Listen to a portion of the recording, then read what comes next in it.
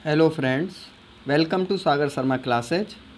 अगर आप कॉमर्स के स्टूडेंट हैं और बीकॉम, एमकॉम या यूजीसी नेट कॉमर्स के लिए पढ़ रहे हैं तो आपको ये चैनल सब्सक्राइब कर लेना चाहिए, क्योंकि इस चैनल पर हम कॉमर्स से रिलेटेड इम्पोर्टेंट टॉपिक्स की वीडियोस बनाते हैं और उनकी अच्छी से जानकारी देने की कोशिश करते हैं। तो आप इस चैनल को सब्सक्राइब कर सकते हैं। आज के लिए हम आपकी मोटिवेशन लेके आए हैं, believe in your self and keep learning. आप कुछ भी कर सकते हैं अगर आपको खुद पर भरोसा है। उसके लिए बस आपको एक चीज़ करनी है कि कीप लर्निंग। हमेशा कुछ सीखने की आपके अंदर ललक होनी चाहिए। ये नहीं होना चाहिए कि मेरे पर सब आता है, मुझे अब कुछ सीखने की ज़रूरत नहीं है। तो ये थी हमारी आज की मोटिवेशन। तो चलिए, आज का जो हमारा टॉपिक है वो है इंट्रोडक्शन टू कंपनी। कंपनी के बारे में आज हम आपको डिटेल में बताएंगे कि कंपनी क्या होती है, कंपनी के क्या टाइप्स होते हैं और कंपनी की फॉर्मेशन के लिए क्या क्या स्टेप्स होते हैं, और कंपनी की शेयर कैपिटल के बारे में आज हम आपको इस वीडियो के में जानकारी देंगे। तो चलो स्टार्ट करते हैं इस वीडियो को। आज का टॉपिक है इंट्रोडक्शन टू कंपनी। कंपनी क्या होती है, सबसे पहले कंपनी के बारे में बताया जाएगा आपको। स्टार्ट करते हैं। कंपनी क्या होती है? कंपनी एक एसोसिएशन होता है पर्सन्स का, जो कि आपका लॉ के द्वारा इस्टेब्लिश किया जाता है। कंपनी ऐसे ही इस्टेब्लिश नहीं हो जाती कि 2 या 3 व्यक्ति मिलकर वो बोलते हैं कि चलो आज हम कंपनी बनाते हैं, कंपनी बना ली। कंपनी के इस्टेब्लिशमेंट में काफ़ी समय लग सकता है। इसमें बहुत से स्टेप जो भी कंपनी इस्टेब्लिश करना चाहता है उसको फॉलो करने पड़ते हैं, जब जाके एक कंपनी फॉर्म होती है। और ये कंपनीज एक्ट और लीगल स्टेटस इसको देना बहुत ज़रूरी है। अगर हम डेफिनेशन देखें कंपनीज की, according to section 2 subsection 20 of the company act 2030, एक company means a company incorporated under this act और any previous company law.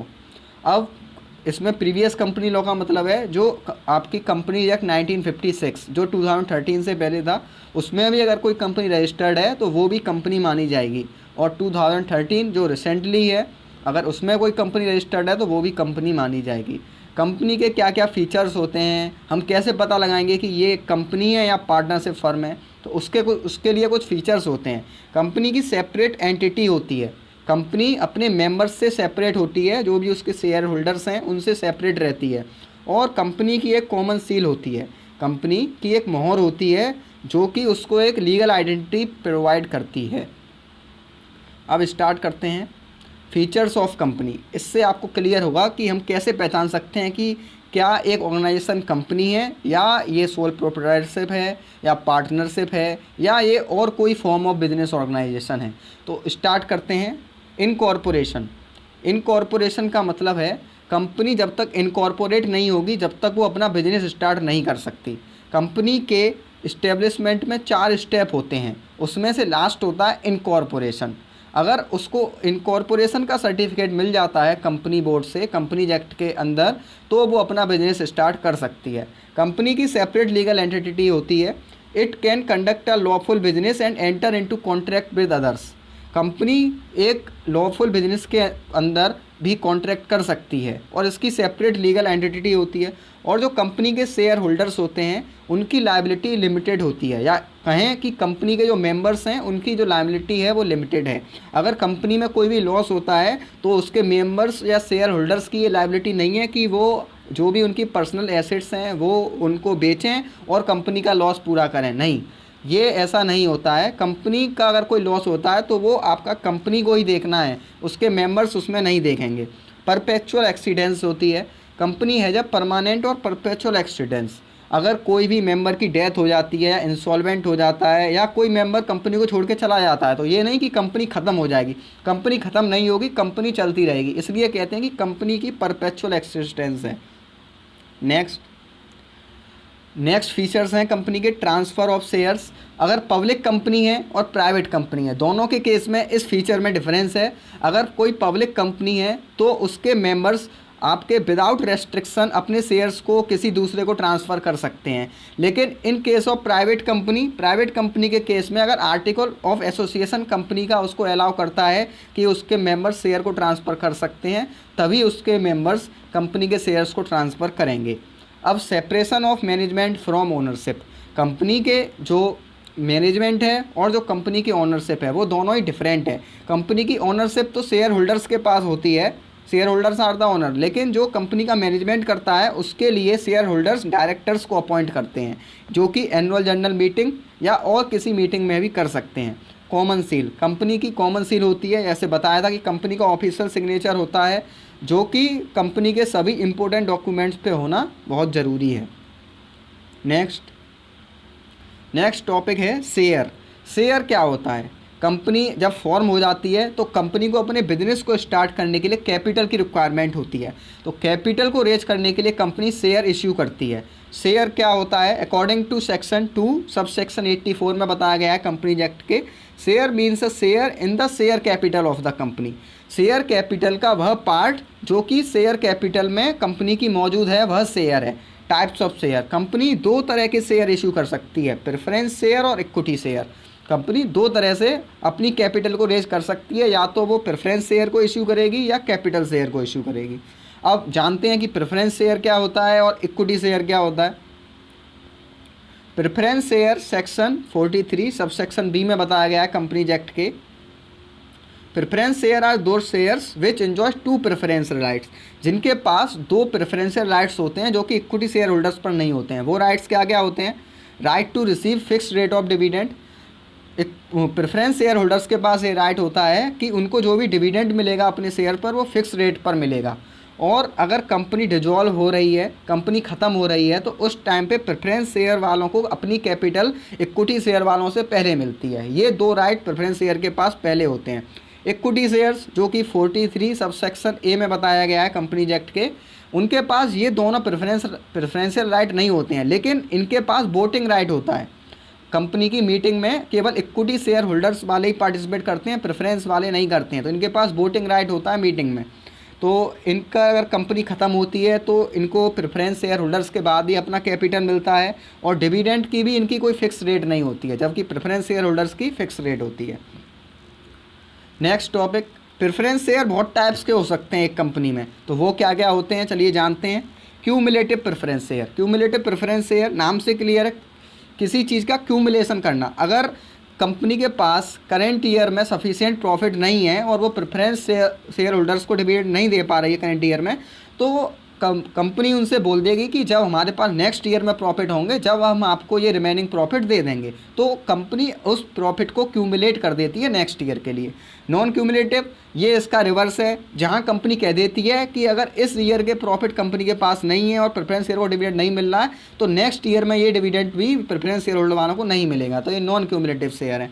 Participating preference share, participating preference share होते हैं if the preference share holder has the right to participate in the surplus profit. अगर company का कोई surplus profit होता है और उसमें से प्रेफरेंस शेयर होल्डर को कुछ दिया जाता है, तो वो पार्टिसिपेटिंग प्रेफरेंस शेयर वालों को ही दिया जाएगा। नॉन पार्टिसिपेटिंग प्रेफरेंस शेयर, जिनके पास ये राइट नहीं होता है कि वो कंपनी के सरप्लस प्रॉफिट में भी अपना हिस्सा ले सकें, वो नॉन पार्टिसिपेटिंग प्रेफरेंस शेयर हैं। अब नेक्स्ट है redeemable preference share. Redeemable preference share क्या होते हैं? जिनका एक निश्चित टाइम पीरियड होता है, कंपनी कह देती है कि हम केवल आपको 5 साल के लिए 10 साल के लिए ही शेयर इशू कर रहे हैं, उसके बाद हम आपसे ये शेयर वापस ले लेंगे, मतलब रिडीम कर लेंगे, आपको पेमेंट कर देंगे कैपिटल का। नॉन रिडीमेबल के पास ऐसा राइट नहीं होता है, नॉन रिडीमेबल, लेकिन कंपनी क्या कह देती है कि after the expiry of 20 years from the date of issue, date of issue के 20 साल बाद हम इसको रिडीम करेंगे। तो 20 साल तो एक बहुत लंबा समय होता है, ये इरिडीमेबल या नॉन रिडीमेबल प्रेफरेंस शेयर बोले जाते हैं। कन्वर्टेबल प्रेफरेंस शेयर, जिनके पास राइट होता है कि वो निश्चित समय बाद अपने शेयर्स को इक्विटी शेयर में कन्वर्ट करा सकते हैं। नॉन कन्वर्टेबल प्रेफरेंस शेयर के पास ऐसा कोई राइट नहीं होता है कि वो अपने शेयर्स को इक्विटी शेयर्स में कन्वर्ट करा लें। नेक्स्ट टॉपिक है टाइप्स ऑफ कंपनी। अब हम जानते हैं कि कंपनी आपकी किस किस प्रकार की हो सकती है। प्राइवेट कंपनी, प्राइवेट कंपनी आपकी वह कंपनी होती है जो ये कंडीशंस फॉलो करती है। Restrict the rights of its member to transfer share, जैसे मैंने स्टार्टिंग में बताया था कि प्राइवेट कंपनी के जो मेंबर्स हैं वो अपने शेयर्स को ट्रांसफ़र नहीं कर सकते हैं जब तक कि उनका जो आर्टिकल ऑफ एसोसिएशन है उनको अलाउ नहीं करेगा। और प्राइवेट कंपनी में मिनिमम 2 मेंबर्स होने चाहिए और मैक्सिमम 200 मेंबर्स हो सकते हैं। Prohibits any invitation to the general public, private company के जो भी शेयर कैपिटल है वो जनरल पब्लिक को इशू नहीं की जाती है, केवल जो उसके मेंबर्स हैं वो इसको सब्सक्राइब कर सकते हैं। और प्राइवेट कंपनी की मिनिमम कैपिटल 1 लाख रुपए तक होनी चाहिए और कोई हायर अमाउंट भी हो सकता है जो कि एक्ट में प्रेस्क्राइब किया गया है। पब्लिक कंपनी क्या होती है? पब्लिक कंपनी वह कंपनी है जिसकी मिनिमम कैपिटल 5 लाख रुपए है और या उससे ज़्यादा, जो कि एक्ट में प्रेस्क्राइब की गई है, और have a minimum of 7 members. Public company में मिनिमम 7 मेंबर्स होते हैं और मैक्सिमम की कोई लिमिट नहीं होती है, क्योंकि यहाँ पर कोई भी व्यक्ति पब्लिक कंपनी के शेयर को सब्सक्राइब कर सकता है, बाई कर सकता है। Has no restriction on transfer of share. Public company के जो भी शेयर होल्डर्स हैं वो बिना किसी रेस्ट्रिक्शन के अपने शेयर्स को ट्रांसफ़र कर सकते हैं। It is not prohibited from inviting subscription from general public. जैसा कि बताया कि पब्लिक कंपनी अपने शेयर्स को जनरल पब्लिक में भी सब्सक्राइब करने के लिए कर सकती है। Next, 1 person company. ये कॉन्सेप्ट 2013 में आया है, जब हमारा कंपनीज एक्ट 2013 आया है। इस कॉन्सेप्ट के अकॉर्डिंग कोई एक व्यक्ति भी अपनी कंपनी बना सकता है, लेकिन उसके लिए उसको ये कंडीशन फॉलो करनी होंगी। ओनली अ नेचुरल पर्सन, वो एक नेचुरल पर्सन होना चाहिए जो कि एक इंडियन सिटीजन है और रेसिडेंट इन इंडिया है। वो आपका एक आईपीसी ओपीसी को इनकॉर्पोरेट कर सकता है। A person shall not be eligible to incorporate more than 1 पे। अगर उसने एक ओपीसी को इनकॉर्पोरेट कर लिया तो वो अब चाहे कि मैं अब इसके बाद एक और ओपीसी खोल लूँ तो वो ऐसा नहीं कर सकता। केवल एक टाइम पर एक ही ओपीसी को खोला जा सकता है। An OPC can not carry out non banking financial investment activity. OPC कोई भी non banking financial investment activity को कैरी आउट नहीं कर सकती है। नेक्स्ट, अब बात करते हैं शेयर कैपिटल। शेयर कैपिटल क्या होती है? जब हमने बताया कि शेयर तो शेयर कैपिटल का एक पार्ट होता है। Share capital is the capital which a company can has raised bye the issue of share. जो कंपनी अपने जनरल पब्लिक को सब्सक्राइब करके या शेयर्स को इश्यू करके कलेक्ट करती है, वह शेयर कैपिटल होती है। The capital obtained by the issue of shares is known as share capital. अब बात करते हैं शेयर कैपिटल्स कितने टाइप की हो सकती हैं या शेयर कैपिटल्स के कौन कौन से प्रकार होते हैं। ऑथोराइज्ड कैपिटल सेक्शन 2 सबसेक्शन 8 में कंपनी एक्ट के बताया गया है। ऑथोराइज्ड कैपिटल कंपनी की मैक्सिमम कैपिटल हो सकती है, लेकिन कंपनी इसको इंक्रीज और डिक्रीज भी कर सकती है। कंपनी इसको इंक्रीज और डिक्रीज भी कर सकता है अकॉर्डिंग टू द प्रोविजंस। जो भी प्रोसीजर बताया गया कंपनी एक्ट में, उसके अकॉर्डिंग कंपनी अपनी ऑथोराइज्ड कैपिटल को इंक्रीज और डिक्रीज भी कर सकती है। इसको नॉमिनल और रजिस्टर्ड कैपिटल भी बोलते हैं, मतलब ये कंपनी की रजिस्टर्ड कैपिटल है। Authorised share capital can be subcategorise into equity share and preference share. अब ऑथोराइज्ड कैपिटल कंपनी की कुछ पार्ट इक्विटी में भी हो सकता है, कुछ पार्ट प्रेफरेंस में भी हो सकता है। नेक्स्ट, इश्यूड कैपिटल, कंपनी की इश्यूड कैपिटल। ऑथोराइज्ड कैपिटल का वह पार्ट जो कि कंपनी ने पब्लिक में इश्यू किया है कि पब्लिक इसको सब्सक्राइब करे या शेयर्स को परचेज करे, वो आपकी इश्यूड कैपिटल है। लिखा हुआ है the company issues from time to time for subscription. जो कंपनी जैसे मान लीजिए एग्जांपल लीजिए, कंपनी की ऑथोराइज्ड कैपिटल उसने डिसाइड की 10 लाख, जिसमें एक शेयर की वैल्यू है 100 रुपये। तो आपके 10,000 शेयर हो गए, उसमें से उसने 5,000 की इशू किए हैं और 5,000 अपने पास रिमेनिंग रखे हैं। तो 5,000 इस केस में 5,000 इंटू 100 5 लाख रुपये की वो आपकी इश्यूड कैपिटल है। अब बात करते हैं सब्सक्राइब कैपिटल। सब्सक्राइब कैपिटल क्या होता है? सब्सक्राइब कैपिटल वो कैपिटल जो कि आपकी पब्लिक ने सब्सक्राइब की है। जैसे अभी हमने बताया कि 5,000 के उसने शेयर इश्यू किए, उसमें से केवल पब्लिक ने 3,000 ही शेयर्स परचेज किए, मतलब सब्सक्राइब किए। तो सब्सक्राइब किए और फुली पेड अप कर दिए, मतलब उसका पूरा पेमेंट कर दिया, तो वो subscribe and fully paid up capital में आएगा। अगर सब्सक्राइब तो किए हैं लेकिन अभी तक फुली पेड अप नहीं किए हैं। फुली पेड अप का मतलब है जैसे कंपनी अपने शेयर्स पर पैसा मांगती है, पहले एप्लीकेशन मनी के रूप में, फिर अलॉटमेंट में, फिर कॉल के रूप में। तो किसी ने एप्लीकेशन मनी दे दिया, अलॉटमेंट भी दे दिया, लेकिन किसी ने कॉल अप नहीं किया, तो वो not fully paid up shares में आएंगे। और जिसने पूरा पैसा दे दिया, कॉल भी दे दिया, एप्लीकेशन भी दे दी, अलॉटमेंट मनी दे दी, वो सब आपके सब्सक्राइब कैपिटल में आएंगे। तो आपने इस वीडियो में जाना कि कंपनी का बेसिक कॉन्सेप्ट क्या होता है।